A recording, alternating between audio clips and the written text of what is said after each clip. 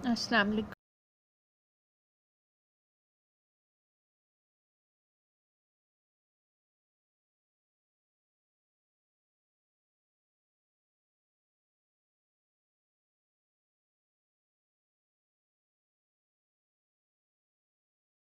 Iodine, astatine, इनको हम collectively क्या कहते हैं, हेलोजेंस कहते हैं। तो हेलोजेंस के बारे में हमने पढ़ा, इनकी इलेक्ट्रॉनिक कॉन्फ़िगरेशन क्या होती है, इनकी फिजिकल स्टेट्स जो है वो उसके बारे में डिस्कशन की थी। इनकी जो है वो इलेक्ट्रॉनिक कॉन्फ़िगरेशन में हमने देखा कि इनका जो है वो वैलेंस शेल इलेक्ट्रॉन डेफिशिएंट होता है। ये एक इलेक्ट्रॉन को एक्सेप्ट करती हैं और अपना वैलेंस शेल, अपना ऑक्टेट जो है वो कंप्लीट करती हैं। तो आज हम देखेंगे कि इनके कौन कौन से रिएक्शन होते हैं। तो मोस्टली ये ऐसे ही रिएक्शन करती हैं जिसमें ये इलेक्ट्रॉन को एक्सेप्ट करेंगी। ये तो यहाँ पे हम लोग देखते हैं, सबसे पहला इनका जो रिएक्शन है वो है ऑक्सीडाइजिंग प्रॉपर्टीज़। तो ऑक्सीडाइजिंग प्रॉपर्टीज़ क्या होती हैं, इसको समझने से पहले थोड़ा सा मैं आपको ऑक्सीडाइजिंग एजेंट का बता देती हूँ कि जितने भी हेलोजेंस हैं ये ऑक्सीडाइजिंग एजेंट के तौर पर वर्क करते हैं। ऑक्सीडाइजिंग एजेंट वो वाले होते हैं कि जो ऑक्सीडाइज कर देते हैं अदर सब्सटेंस को और इटसेल्फ रिड्यूस हो जाते हैं। अब ऑक्सीडाइज क्या है, ऑक्सीडेशन कहते हैं लॉस ऑफ इलेक्ट्रॉन को। तो जब कोई एटम अपना इलेक्ट्रॉन लॉस करता है, इलेक्ट्रॉन देता है, तो उसकी ऑक्सीडेशन हो जाती है, ठीक है। चूँकि हेलोजेंस जो हैं ये इलेक्ट्रॉन एक्सेप्टर हैं, तो ये किसी भी एटम से, किसी भी एलिमेंट से उसका इलेक्ट्रॉन जो है वो एक्सेप्ट कर सकती हैं और उसको ऑक्सीडाइज करवा सकती हैं, ठीक है। तो ये उसकी ऑक्सीडेशन हो जाएगी और ये इट सेल्फ रिड्यूस हो जाएंगी। तो इसलिए ये जो इतने भी हेलोजेंस हैं ये स्ट्रॉन्ग ऑक्सीडाइजिंग एजेंट के तौर पर वर्क करते हैं। All halogen are oxidising agent. तो इसलिए ऑक्सीडाइजिंग एजेंट हमारे पास क्या है, जो दूसरे सब्सटेंस को ऑक्सीडाइज करते हैं बाय एक्सेप्टिंग देयर इलेक्ट्रॉन, ठीक है। अगर हम आगे हेलोजेंस की भी बात करें तो इनमें भी जो फ्लोरीन है वो सबसे ज़्यादा स्ट्रॉन्ग ऑक्सीडाइजिंग एजेंट है। तो जैसे जैसे हम नीचे जाते जाएंगे, टॉप टू बॉटम जाएंगे, तो ऑक्सीडाइजिंग प्रॉपर्टी भी इनकी कम होती जाएगी। चूँकि फ्लोरीन टॉप पे आ रहा है तो इसलिए ये सबसे स्ट्रॉन्ग ऑक्सीडाइजिंग एजेंट है। आयोडीन सबसे लास्ट पे, साइज़ बड़ा होता है इसलिए ये थोड़ा सा वीक या लीस्ट ऑक्सीडाइजिंग एजेंट है। ऑक्सीडेशन जो है इनकी किस तरह से होती है, यहाँ पे एक रिएक्शन मैंने दिखा है, जैसे कि फ्लोरीन है ना, ये अपने से नीचे वाले मेंबर को क्या कर सकती हैं, ऑक्सीडाइज करवा सकती हैं। ये इतनी ज़्यादा ये ऑक्सीडाइजिंग एजेंट होती है। जैसे अगर आप यहाँ देखें तो क्लोरीन के पास इलेक्ट्रॉन यहाँ पे एक्स्ट्रा है।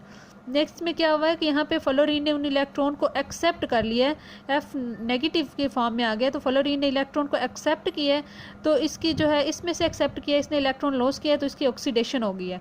तो फ्लोरीन ने क्या किया है, क्लोराइड आयन को ऑक्सीडाइज कर दिया है और इट सेल्फ क्या हो गया, रिड्यूस हो गया। इलेक्ट्रॉन को एक्सेप्ट किया है, यहाँ पे ये देखिए इलेक्ट्रॉन को एक्सेप्ट किया है, तो एक्सेप्ट करके ये इसने इट सेल्फ रिड्यूस हो गया और क्लोरीन की क्या करवा दिया, ऑक्सीडेशन। तो इसलिए ये स्ट्रॉन्ग ऑक्सीडाइजिंग एजेंट है। इसके अलावा बाकी जो इसके ग्रुप के मेंबर हैं, अगर हम यहाँ देखें तो ये देखिए बेटा 2KCl। तो यहाँ पे हमारे पास जो है वो पोटाशियम के ऊपर प्लस चार्ज है और क्लोरीन के ऊपर माइनस चार्ज है। माइनस यानी यहाँ पे इसके पास क्या है, इलेक्ट्रॉन जो है वो एक्स्ट्रा है।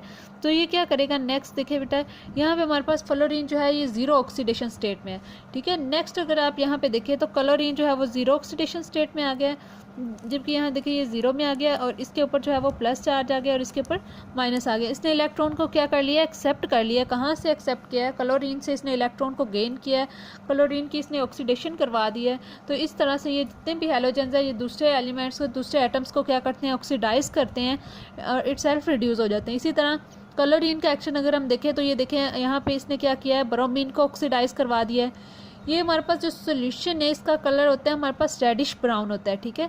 लेकिन जैसे ही रिएक्शन होता है तो ये कलरलेस होता है, ठीक है, कलरलेस होता है सोल्यूशन। ब्रोमीन जो है इसका कलर होता है रेडिश ब्राउन। चूँकि यहाँ पे Br जो है वो KBr की फॉर्म में, इसलिए ये कलरलेस कंपाउंड है।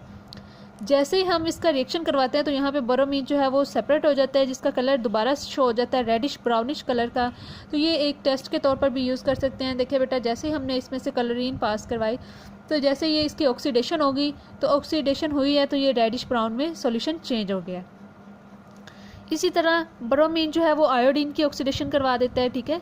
तो ये जो है इस तरह से ये हेलोजन जितने भी हैं ये स्ट्रॉन्ग ऑक्सीडाइजिंग एजेंट हैं, दूसरे को ऑक्सीडाइज करवा देते हैं, दूसरे एटम्स को इट सेल्फ रिड्यूस हो जाते हैं, ठीक है। इलेक्ट्रॉन को एक्सेप्ट करने की एबिलिटी रखते हैं।